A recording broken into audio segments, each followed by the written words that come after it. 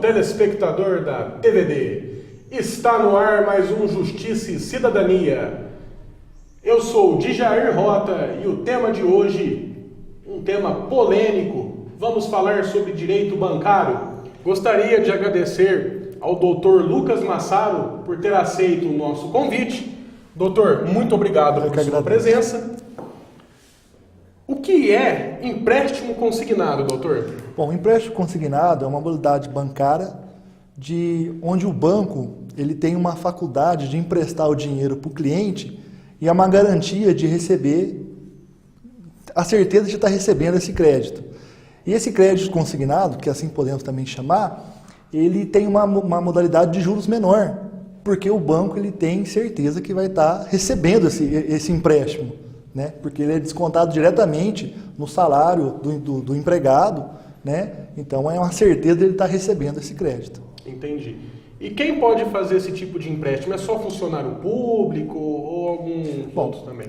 Jair, a princípio, qualquer pessoa pode fazer esse empréstimo consignado. Basta ele ser trabalhador de carteira registrada, ou aposentado, ou pensionista, ou mesmo funcionário público. Esses últimos que eu falei, a chance dele conseguir um empréstimo é muito maior do que o trabalhador de carteira assinada. Porque a empresa, o banco, a instituição financeira que vai fornecer esse crédito, ele vai fazer uma consulta do perfil do cliente.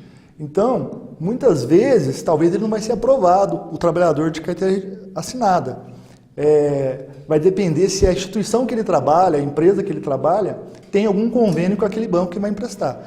Mas, certamente, o aposentado, o pensionista e o funcionário público, esse é a certeza de conseguir. E qual que é o limite, doutor, para que haja o crédito consignado? Qual que é o limite disponível? Tá, o limite do crédito em si vai depender muito da forma que o cliente vai estar pagando. Existe uma lei, a lei federal, que ela limita esse crédito em 30% do salário de quem for estar pegando esse empréstimo.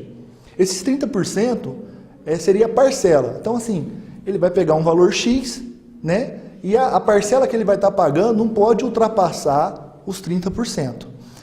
Essa lei também ela sofreu uma alteração onde ele é majorado para 35%.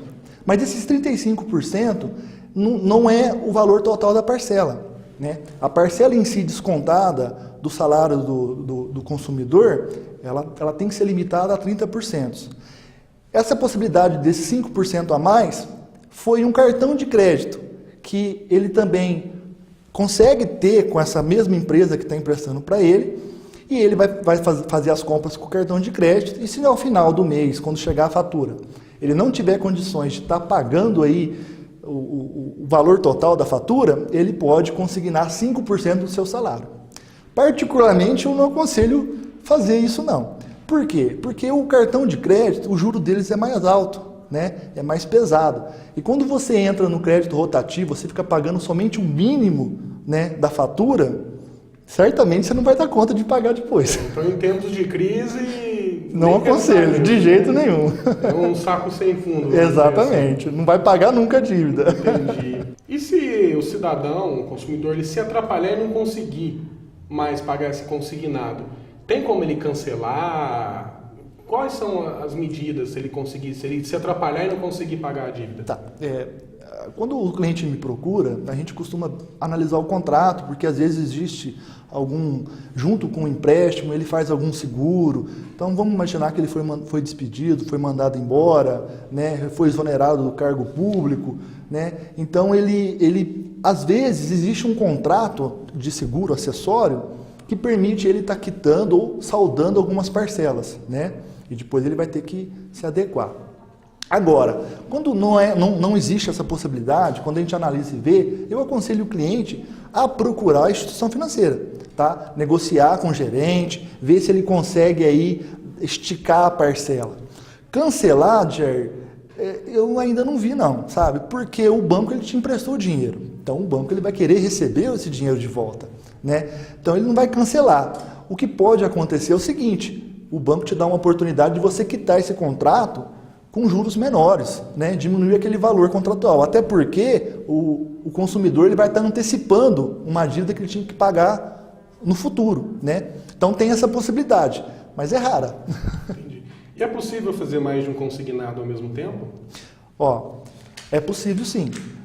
O banco, ele vai, como eu te falei agora há pouco, ele vai analisar o perfil do cliente. Ele vai ver se o salário do cliente, se esses 30% que a lei estabelece, se vai ser suficiente para pagar as parcelas.